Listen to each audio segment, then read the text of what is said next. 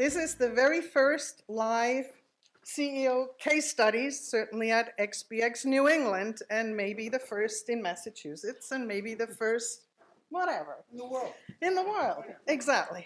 Each CEO is going to be talking about what they just heard. And at 2:50, we'll come back here. The CEOs will share what they have learned and the 3 key points they're going to take back to their office and get done hopefully by July 11th when we will meet again.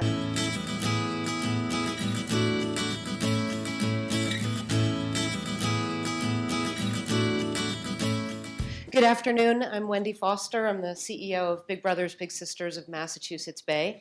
And I'm here today to be pushed out of my comfort zone and to be really challenged.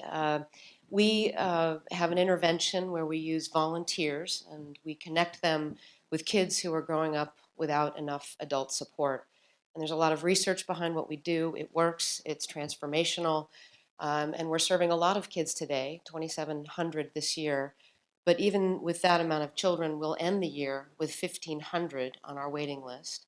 And our census of the service area in which we operate tells us that there are as many as 30,000 children who could use and benefit from what we do in a very fundamental way.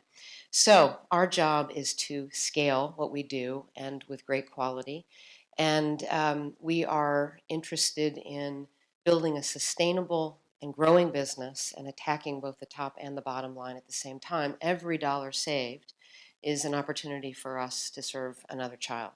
And in fact, it's paramount for us if we're going to reach substantially deeper into the need. So again, I'm here with an incredible team of folks who have been willing to really dig in on our business. They've digested a lot of information and they've asked a lot of great questions already, and I can't wait to hear what they have to say to challenge me.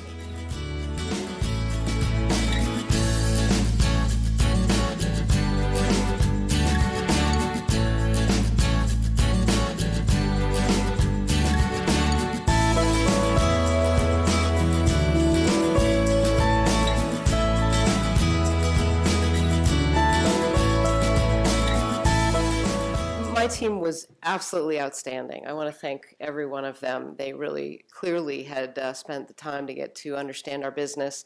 And they saw something that I can tell you with full honesty I had not been paying attention to whatsoever. And I think I could summarize it by saying what got us here is not going to get us where we want to go. Simply because we have a great technology plan and we have a great strategic plan, that does not mean we're going to be successful, and it's all going to be about people and how we engage them in the change that our organization is going to have to go through. It's going to be massive change, not incremental change. It's going to be revolutionary change, and that can't come only from above. It has to be sold. It has to be embraced by everybody in the organization down to the frontline level. So we talked about how do you manage through a culture inflection point, and that one thing I should be thinking about is what will the organization look like 2 years from now, 3 years from now, 5 years from now if we're successful, and I should be engaging our team in envisioning that so they're part of owning that and building that. It's their vision too, and then therefore there's much more buy-in, and that we really need to think about the culture change roadmap and what we're going to have to do differently and what it might take to move our culture to where it will need to be in order to execute. And then we talked about thinking through the messaging and the communicating, and how can we bring our change and our success alive in the organization so that that real palpable sense of momentum is felt, so that our goals are clear, that we're all on the same page, pulling on the same oar, and that's not going to come because we have a plan. And because we spent an all-staff meeting talking about the plan and why the plan's a good plan. It's going to be something that we're going to have to reinforce and sell along the way and bring alive in real terms for our staff, especially an organization that is mission-driven and where people are at the other end of this, making sure that our staff are thinking about how many more children are being served and what greater impact is happening in the community because we're doing all these things. So my three commitments before July are to think about and draft that culture change roadmap.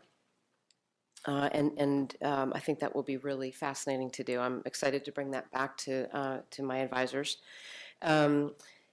We talked about, and I think this is a wonderful idea, exploring an incentive plan that would enable our employees to share in some of the cost savings that we will generate, to give them further palpable and tangible reasons to want to be on board with what we want to try to do. And then to also think through our messaging strategy for selling this revolution inside the organization.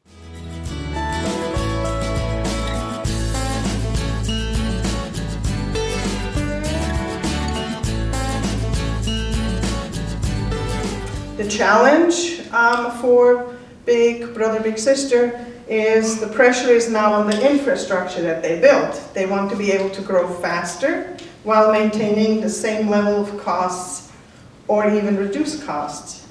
So they're looking at productivity in a high-touch environment around scaling, growing programs, building awareness, how to make the next match faster, more efficient, how to motivate volunteers, using technology in the recruitment, such as mobile apps and webinar dial-ins, and then of course the time factor in finding the next match to shorten that. Our organization has just completed, as Rudi said, an ambitious 5-year strategic operating plan, and we grew substantially and innovated quite a bit, and we decided we'd do it all over again in the next 5 years, and we raised the bar on ourselves. The second important piece that my team brought to my attention was the need to create a culture that in fact supports and drives people, even at the very most front line of the organization, owning, championing, and driving the continuous improvement. And then thirdly, thinking through, so if we achieve those first two things, we get alignment and we create a wonderful culture, what kinds of technologies and tools do we need to facilitate internally the continuous building of that culture and people knowing exactly where we are at any given time. I'll jump to the chase and tell you I didn't accomplish what I said I was going to, at least not in full, but what I committed to last time was to, one, create a culture change roadmap, two, think through a communication strategy to the organization to begin that process of alignment and ownership up and down, and to explore an incentive system where our frontline staff would be able to share in productivity cost savings that we are able to find. What did you hear? What are you learning? What are you going to take back? And what are the next 3 items or action items that you're going to be focusing on? My advisors hit it right on the nail, right on the head our first time around in terms of what I should be focused on. And you know, being a very small business, 8 million in revenue and 80 staff, there's only so fast we can do certain things. So between May and now, we had to just finish our fiscal year. We now have some time to breathe, so we will be focused on developing that culture map, on cascading our 2022 vision into goals by department and figuring out how to engage the full organization, really communicating about what we're doing, celebrating what we just completed, and completing our Salesforce implementation. And we're also looking for outside consultants to help us do an end-to-end business process improvement review. And I think that will help us focus on our KPIs and break them into the right increments over time.